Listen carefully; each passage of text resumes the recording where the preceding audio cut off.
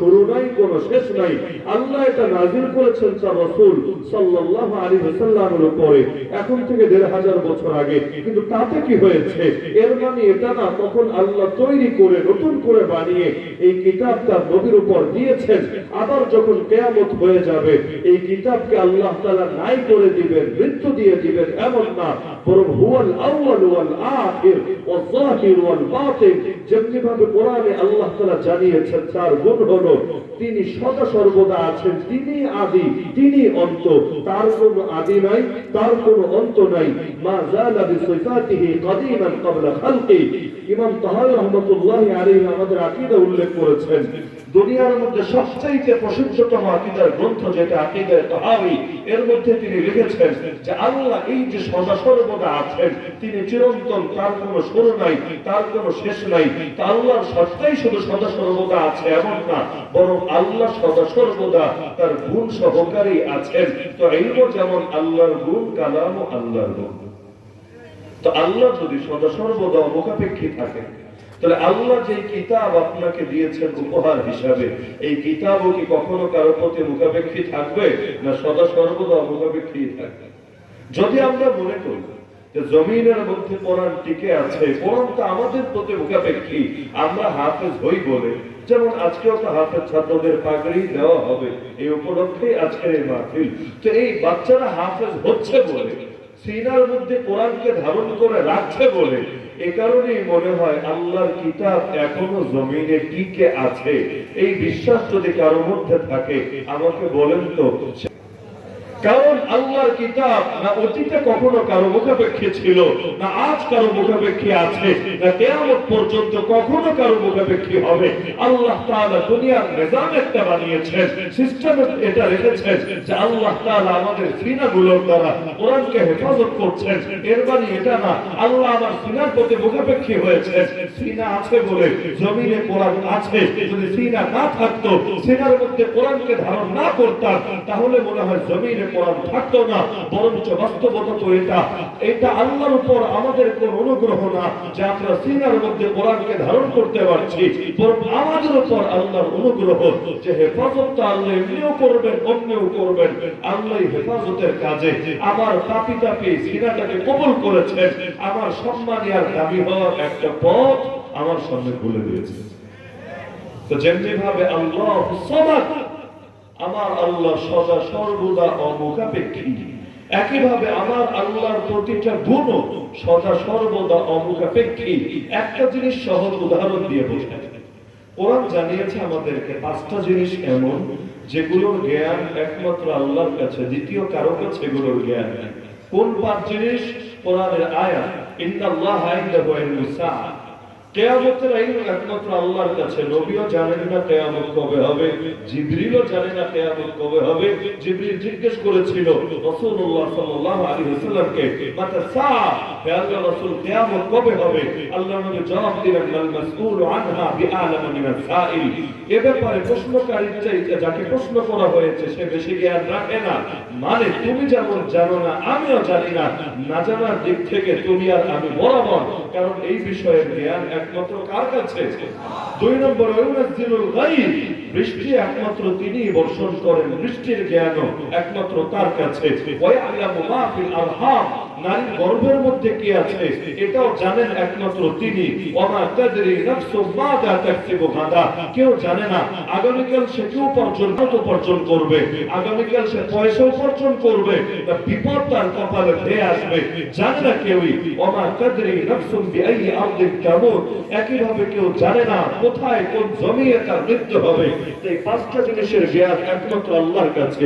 এই যুগে এসে অনেকে পেরেশান হয়ে যায়, হুজুর যেহেতু এতকাল দাবি করে এসেছিলেন আপনারা 5 জিনিসের জ্ঞান আল্লাহর কাছে, সেই যুগ জ্ঞান বিজ্ঞানের যুগ ছিল না, তাই কেউ আপনাদের ভুল ধরতে পারে নাই, কিন্তু এই যুগে এসে তো প্রমাণিত হয়ে গেছে আপনাদের মোল্লাদের থিওরি ভুল।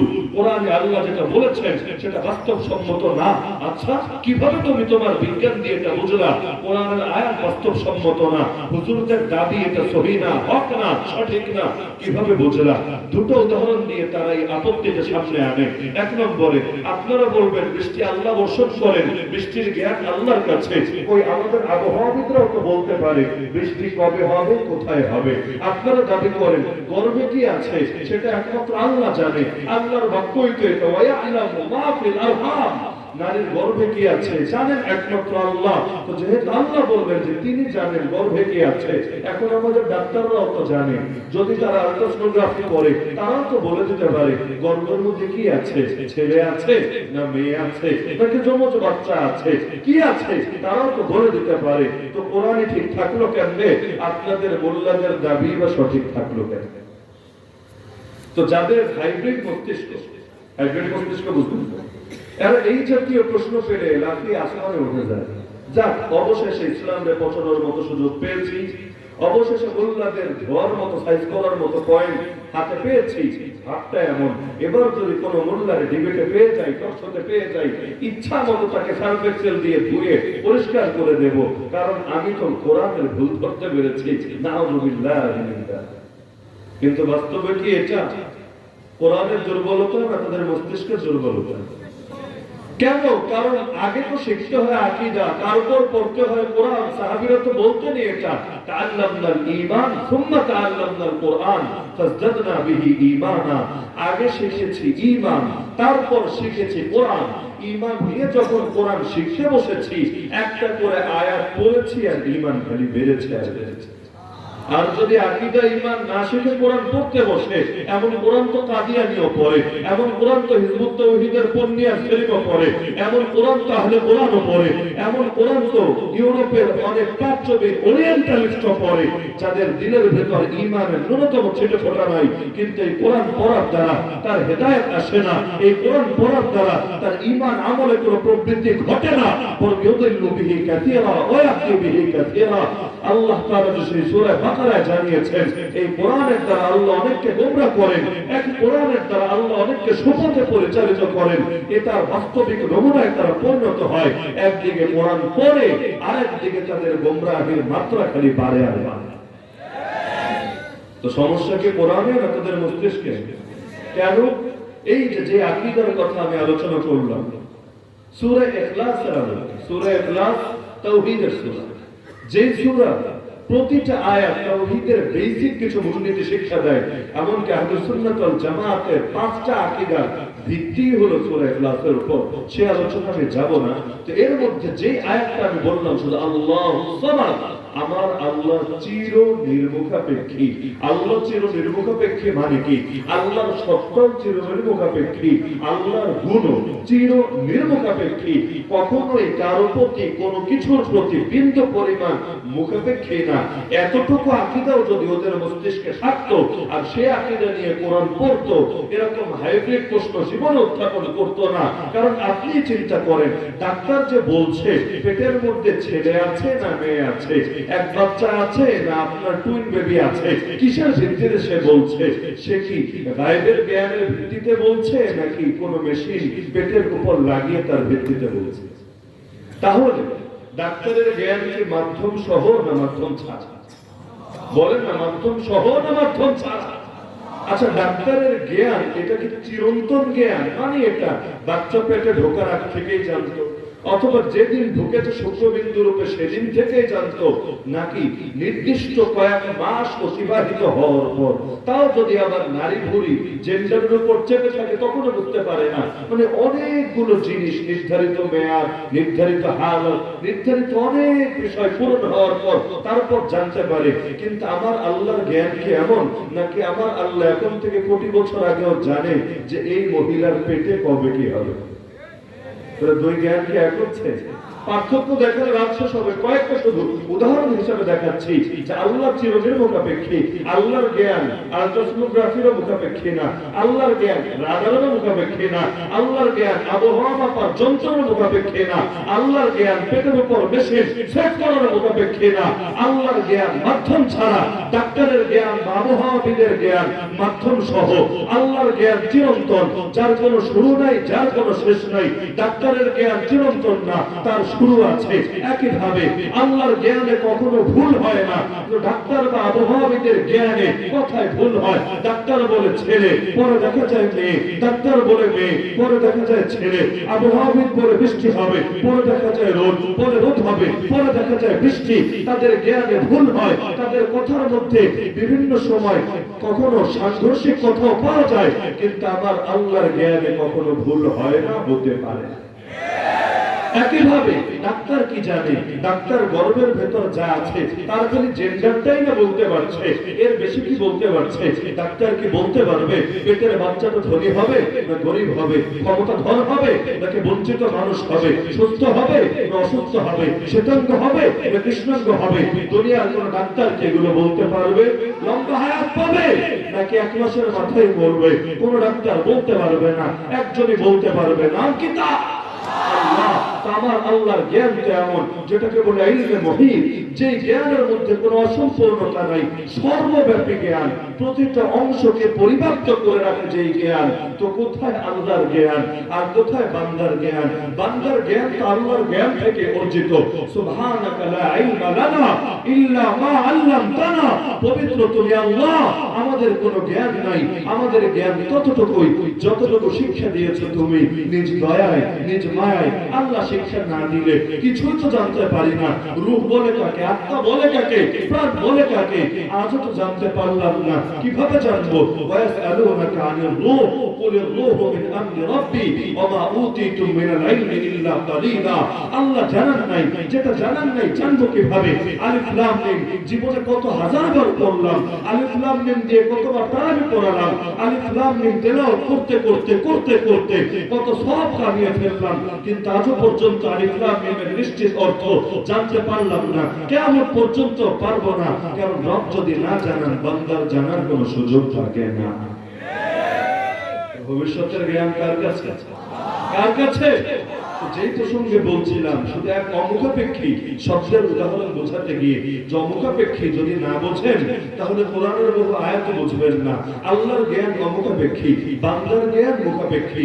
হয়তো যন্ত্রের মুখাপেক্ষী, না হলে অন্য কোনো জিনিসের মুখাপেক্ষী, না হলে স্থানকাল পাত্রের মুখাপেক্ষী, আর সদা সর্বদা আল্লাহর মুখাপেক্ষী তো বটেই। না হলে ওমা তাশাউনা ইল্লা আন ইয়াশা আল্লাহ, ভবিষ্যৎ নিয়ে কিছু বললেও সঙ্গে ইনশাআল্লাহ যোগ করে দেই কেন? কারণ কোনো কিছুই আমাদের হাতে না, না নেক আমল আমাদের হাতে, না গুনাহ থেকে বাঁচা আমাদের হাতে, না ঈমান আমাদের হাতে, না কুফর আমাদের হাতে। যদি আল্লাহ কবুল না করেন, আমি যদি চাই অনেক ভালো করব তবুও ভালো করতে পারবো না। যদি চাই অনেক বড় পাপ করব, আল্লাহ না চান পাপও আমি করতে পারবো না। চূড়ান্ত ফয়সালা আল্লাহর হাতে। পরীক্ষার জন্য আল্লাহ উভয় পথই খোলা রাখেন বান্দার সামনে।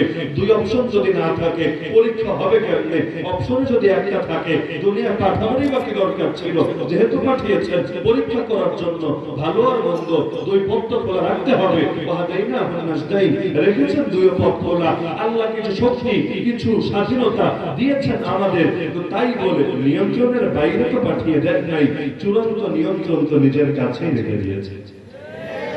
একইভাবে আমার আল্লাহ যেমনি ভাবে অমুখাপেক্ষী, আল্লাহর গুণ অমুখাপেক্ষী, আল্লাহর কিতাব অমুখাপেক্ষী, আল্লাহ তাআলা দেওয়া দ্বীন, ধর্ম, ইসলাম এটাও তো অমুখাপেক্ষী। নাকি এটার ব্যাপারে আবার আকীদা হবে না, এটা মুখাপেক্ষী। আল্লাহর মুখাপেক্ষী বানাবেন কার?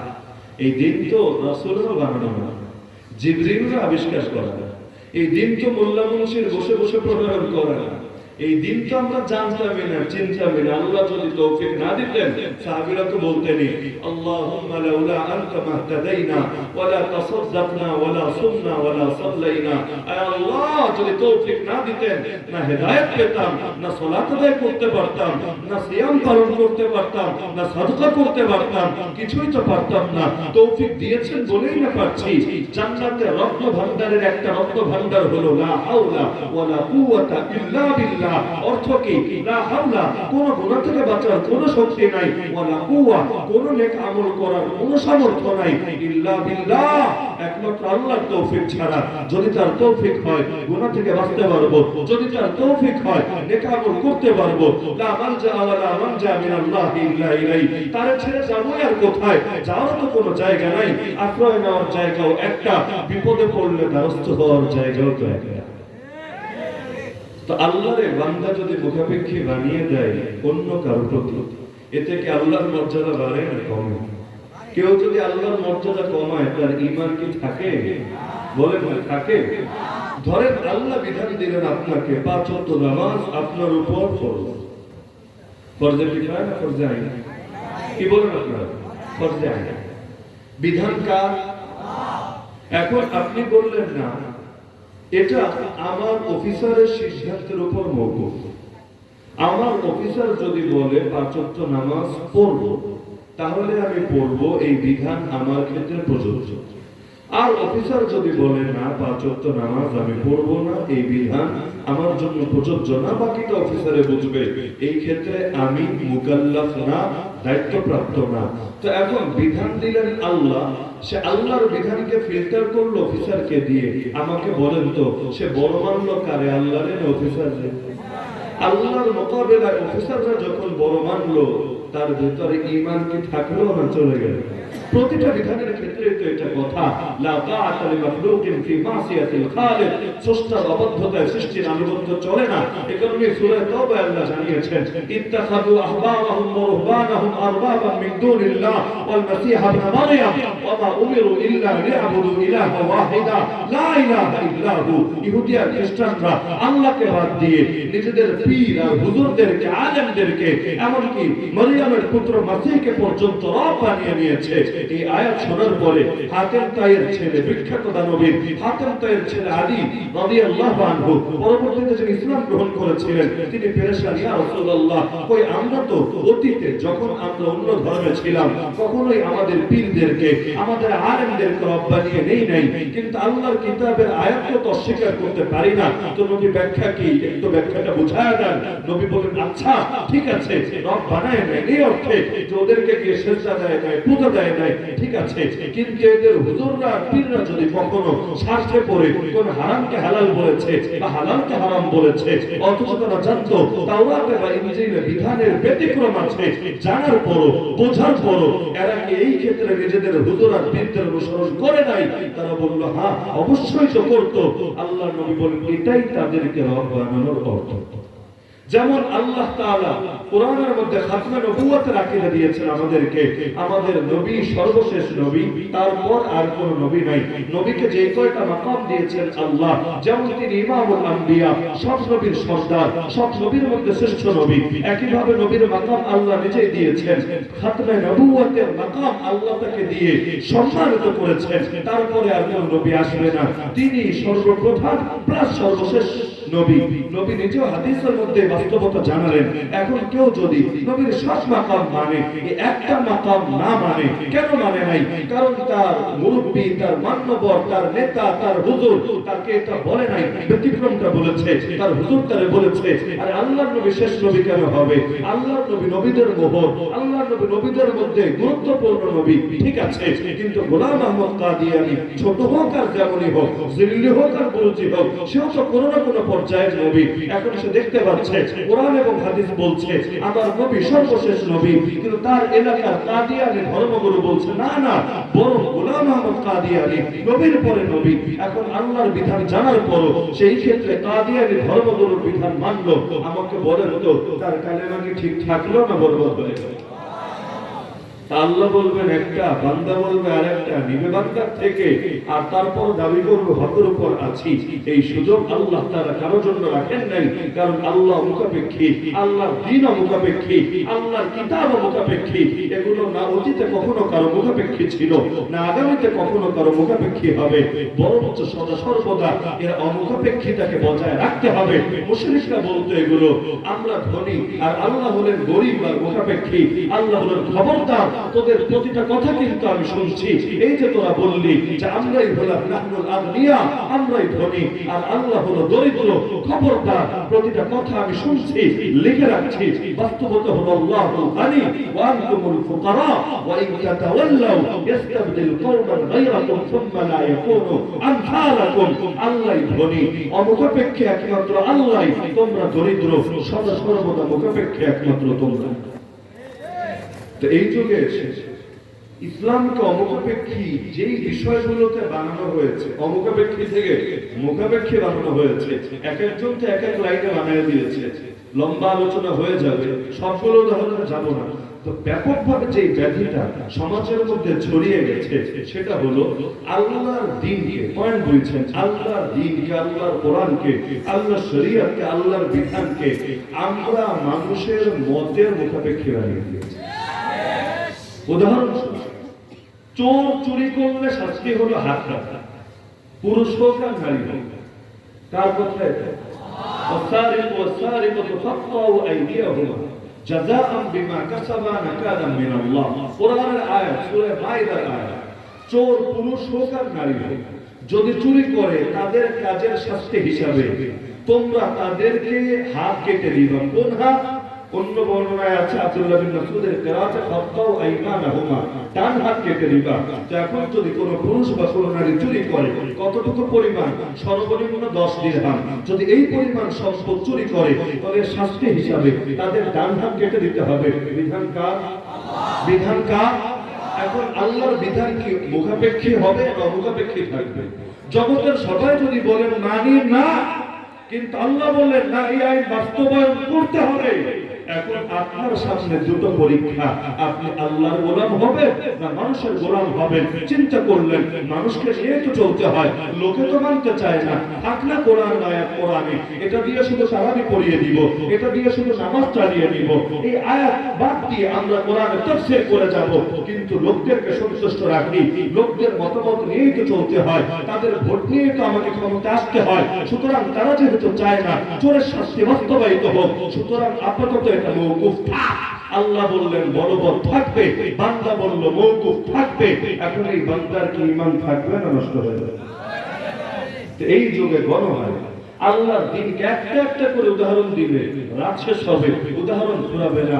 আল্লাহ তাআলা যে বিচারগুলো কোরআনে দিয়েছেন, যে আইন, যে বিধান কোরআনে দিয়েছেন, আমরা অধিকাংশগুলোকে ছেড়ে দিয়েছি একমাত্র এই কারণে আল্লাহর দ্বীনকে মানুষের মুখাপেক্ষী বানিয়েছি।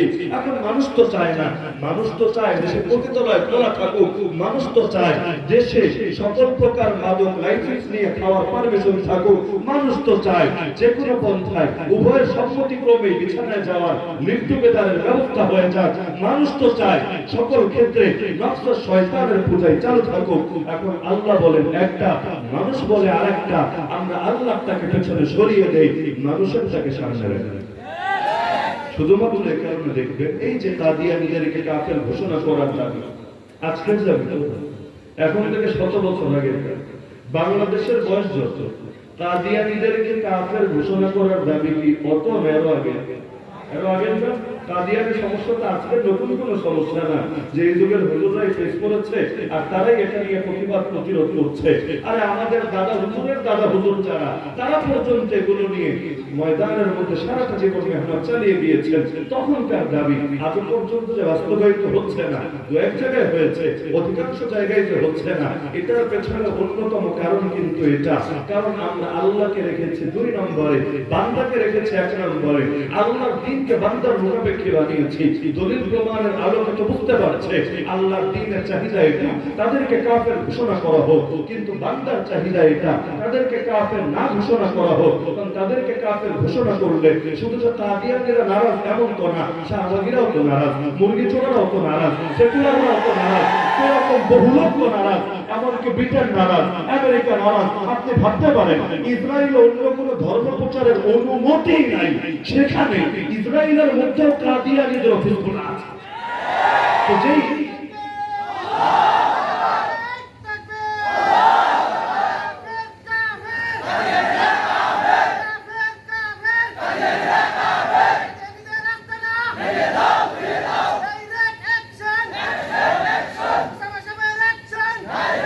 তো যেখানে ইসরায়েলের আসল রূপ আমরা দেখতে পেয়েছি, যারা অন্যের ধর্মীয় স্বাধীনতা বিশ্বাস করে না, আজও পর্যন্ত আমাদের প্রথম কিবলাটা যারা দখল করে রেখেছে, আজও পর্যন্ত প্যালেস্টাইনের মুসলমানদেরকে যারা নির্মমভাবে নির্যাতন চালিয়ে যাচ্ছে, এমনকি বাংলাদেশও কিন্তু রাষ্ট্রীয়ভাবে আজও পর্যন্ত সেই ইসরায়েলকে রাষ্ট্র বলে স্বীকৃতি দেয় না। তো সেখানে ইসরায়েল এতটা কঠোর অন্যদের ধর্মীয় স্বাধীনতার ব্যাপারে, সেখানে কাদিয়ানীর ব্যাপারে এত উদার কেন? এদের অফিস পর্যন্ত নিজের দেশে তুলে রাখলো কেন? আপনি নিজেই বাসায় গিয়ে গুগল করেন আজকে কাদিয়ানি ইসরাইল, তারপর দেখেন এই আহমদি মুসলিম জামাত নামে ইসলামের নাম ব্যবহার করা মুশরিক, জিন্দিক, মুলহিদ এই অপব্যাখ্যাকারী জামাতের কি পরিমাণ আস্তানা অফিস আছে সেখানে, কি ধরনের কার্যক্রম আছে সেখানে। এমনকি ভাবতে পারেন যে ব্রিটিশরা আসলো 190 বছর পর্যন্ত আমাদের বাপদাদের উপর জুলুম আর নির্যাতন করলো, লক্ষ লক্ষ মাদ্রাসা বন্ধ করলো, হাজার হাজার আলেমকে শহীদ করলো, এই অঞ্চলের দামি দামি সম্পদ পর্যন্ত কেড়ে নিল। তারা সেই জামানা থেকে এই কাদিয়ানীদেরকে পৃষ্ঠপোষকতা দিল, অর্থ দিয়ে সাহায্য করলো, সাপোর্ট দিয়ে গেল। এমনকি আজও পর্যন্ত এই কাদিয়ানীর হেড অফিস সেই ব্রিটেনের রাজধানী লন্ডনে অবস্থিত। কেন? অন্য কোন দলের রাজধানী তো লন্ডনে না, অন্য কোন দলের হেড অফিস তো লন্ডনে না। আপনি ভাবতে পারেন আরে তাবলীগের হেড অফিস কি সেই লন্ডনে? পীর সাহেবের কোন পীর সাহেবের মূল খানকা কি লন্ডনে? কওমি মাদ্রাসার মূল শাখা কি লন্ডনে? অথবা যে কোনো লাইনে ইসলামের সঙ্গে ন্যূনতম সম্পর্ক রাখে এমন কোন কিছুর প্রাণ কেন্দ্র দেখাতে পারবে লন্ডনে? কিন্তু কাদিয়ানীদের হেড অফিস আজও লন্ডনে। কেন? বিষয়গুলো কি কাকতালীয় মনে হয় আপনার কাছে? তো এখন যে বান্দাকে রাখবে সামনে, আল্লাহকে রাখবে পেছনে, সে তো কাদিয়ানীকে অমুসলিম ঘোষণা করতে পারবে না। সে তো চিন্তা করবে আরে কাদিয়ানী নাগরিক পরিচয় মুসলমান আছে, থাকুক না। এই পরিচয় নিয়ে যদি হজ করতে যায় যাক না, উমরা করতে যায় যাক না, নবীর রওজার সামনে গিয়ে নবীর সঙ্গে বেয়াদবি করে আসে আসুক না, বাইতুল্লাহ গিয়ে সেখানে গিয়ে কাদিয়ানিয়াতের নোংরা দাওয়াত দিয়ে আসে দেখ না। এমনকি তারা মুসলমানদের কবরস্থানে দাফন হবে হোক না, মুসলিম নারীর সাথে বিয়ে করবে করুক না, এমনকি সর্বপ্রকার মুসলমানের সুযোগ সুবিধা ভোগ করবে করুক না, তবুও বান্দা খুশি থাকুক, আল্লাহ রাজাল হবে। তো এটা হলো আল্লাহর দ্বীনকে বান্দার প্রতি মুখাপেক্ষী বানানোর পথ। এই যে গণতান্ত্রিক সিস্টেমের যে ভোটাভুটি আমাদেরকে উপহার দেওয়া হচ্ছে, আজকাল তো ভোটাভুটির চাইতে পবিত্র কোনো জিনিস হয় না। গর্বের সাথে লোকে সারা দুনিয়াতে প্রচার করে, কেউ কেউ দেখেন বলে আমরা আমরা নির্বাচন করি, গণতন্ত্র করি না। হ্যাঁ, কথা তো সুন্দর, গণতন্ত্র করে না, নির্বাচন করে। নির্বাচন এটা কোন হালুয়া, কোন বিরিয়ানি, কোন দোকানের আইটেম? এটা জিনিসটা এসেছে কোত্থেকে? ইসলামেও তো নির্বাচন আছে, কোনো সন্দেহ নাই। গণতন্ত্রেও নির্বাচন আছে, কোনো সন্দেহ নাই। কোন নির্বাচন নিয়ে কথা হচ্ছে এটা না বুঝতে হবে। ক্লাসে ক্যাপ্টেন কে হবে, এখানেও নির্বাচন হয়। রাস্তায় খেলতে গিয়েছেন আপনি কোন ফুটবল বা ক্রিকেট, আপনার দলের লিডকে দিবে, এখানেও নির্বাচন হয়। মাঠ স্বীকার করবে, এখন বর্ষি সবাই খেলতে পারবে না, কারা কারা আজকে খেলবে, এটার জন্য নির্বাচন হয়। বাজার কমিটি বা মসজিদ মাদ্রাসা সভাপতি, সেক্রেটারি, ক্যাশিয়ার করা হবে, এটার জন্য হয়তো নির্বাচন হয়। এখন সব নির্বাচনের বিধান কি এক? এগুলো নির্বাচন। আবার দৌলত দিয়ে পতিতালয়ের কথা মনে করেন, সেখানে পতিতালয়ের লিড কারা দিবে, এটা নিয়েও নির্বাচন হচ্ছে। দেশের মদের দ্বারে পুরো দেশের মধ্যে যতগুলো মদের দোকান আছে এটার কেন্দ্রীয় সভাপতি কারা হবে, এটার জন্য নির্বাচন হচ্ছে। দুই নির্বাচনে মসজিদের সভাপতি নির্বাচন আর দৌলত দিয়া সভাপতি নির্বাচন, দুটো এক হবে? বলেন না এক হবে? তো নির্বাচন কি এটা তো দেখার বিষয় না, কিসের নির্বাচন এটা না দেখার বিষয়। এখন এই যুগে এসে নির্বাচনের কারণে কিভাবে আল্লাহর দ্বীন বান্দার প্রতি মুখাপেক্ষী হয় এর অন্যতম একটা নমুনা এখন আপনাদের প্রত্যেকের চোখের সামনে। আপনি চোরের বিধানও কায়েম করতে পারছেন না, ডাকাতের শাস্তিও কায়েম করতে পারছেন না, যারা নবীকে গালি দেয় সাথী মুদ্রা ওদের শাস্তিও কায়েম করতে পারছেন না। বাধা হয়ে দাঁড়াচ্ছে কে? আল্লাহর কিতাব তো বাধা হচ্ছে না, নবীর সুন্নাত তো বাধা হচ্ছে না, ওলামায়ে কেরাম তো বাধা হচ্ছে না, এই দেশের ইসলামপন্থী জনতা তো বাধা হচ্ছে না। বাধা হচ্ছে কারা? বাধা হচ্ছে সেকুলাররা, বাধা হচ্ছে বাইরের দেশের কাফের দেশগুলোর দালালরা, বাধা হচ্ছে উগ্র হিন্দুত্ববাদীরা, বাধা হচ্ছে ইহুদিবাদীরা, বাধা হচ্ছে ক্রুসেডের চেতনা লালনকারী শয়তানরা, বাধা হচ্ছে কাদিয়ানীরা, বাধা হচ্ছে অন্যান্য বিভিন্ন শয়তান আর ভণ্ডের দলেরা। তো বাধা হচ্ছে তারা, তাদেরকে দেখে পিছিয়ে আসছে কেন? এটাই তো চিন্তা করে ওদের হাতে ভোট আছে। কিন্তু আল্লাহর দ্বীনের নির্বাচনের পদ্ধতি কেমন ছিল? নির্বাচিত তো আবু বকর, নির্বাচিত তো ওমর, নির্বাচিত তো ওসমান, নির্বাচিত তো আলীও। কেউ তো জোরপূর্বক চেপে বসে নাই, মানুষের কাছে তরবারি রেখে জোর করে তাদের থেকে বায়াত নেয় নাই। নির্বাচিত তারাও কিভাবে নির্বাচিত হয়েছিল? ইসলামের নির্বাচনের মৌলিক পদ্ধতি দুইটা, তিন নম্বর কিছু নাই। মৌলিক পদ্ধতি দুইটা। এক নম্বর পদ্ধতি হলো আগের খলিফা পরের জনকে নির্বাচন করে যাবেন, তাতে নির্দিষ্ট একজনকেও করে যেতে পারে পারেন, অথবা অনির্দিষ্টভাবে একটা বোর্ড বানিয়ে দিয়ে যেতে পারেন। পরবর্তীতে বোর্ড সিদ্ধান্ত নিবে, তাদেরই কোনো একজনকে দায়িত্ব নিবে, তাকে বাইরের কোনো একজনকে দায়িত্ব দেবে। এই ক্ষমতাটা বোর্ডের কাছে, শুরার কাছে দিয়ে যাবে। যেমন আল্লাহ নবী সাল্লাল্লাহু আলাইহি ওয়াসাল্লামের পর প্রথম খলিফা ছিলেন আবু বকর রাদিয়াল্লাহু আনহু। তিনি যখন ইন্তেকাল করলেন, উম্মতকে এতিম বানায়া যান নাই, তিনি নির্বাচন করে দিয়ে গেলেন আমিরুল মুমিনিন ওমর ইবনে খাত্তাব রাদিয়াল্লাহু আনহুকে। ওমর রাদিয়াল্লাহু আনহু চলে গেলেন, শহীদ হয়ে গেলেন, উম্মতকে এতিম বানায়া যান নাই, তিনি নির্বাচন করে গেলেন একটা বোর্ডকে, 6 জন সদস্য বিশিষ্ট একটা শূরা বোর্ড, যাদের দায়িত্ব ছিল তাদের মধ্য থেকে যে কোনো একজনকে তারা আমির নির্ধারণ করবেন। তারা পরামর্শের ভিত্তিতে তাদেরই একজন, যার নাম ওসমান ইবনে আফফান রাদিয়াল্লাহু আনহু যুন নুরাইন, তাকে তারা নির্বাচন করলেন। আর ওসমান রাদিয়াল্লাহু আনহু যখন চলে গেলেন, তিনি কাউকে নির্বাচন করে দিয়ে যেতে পারেন নাই। আচমকা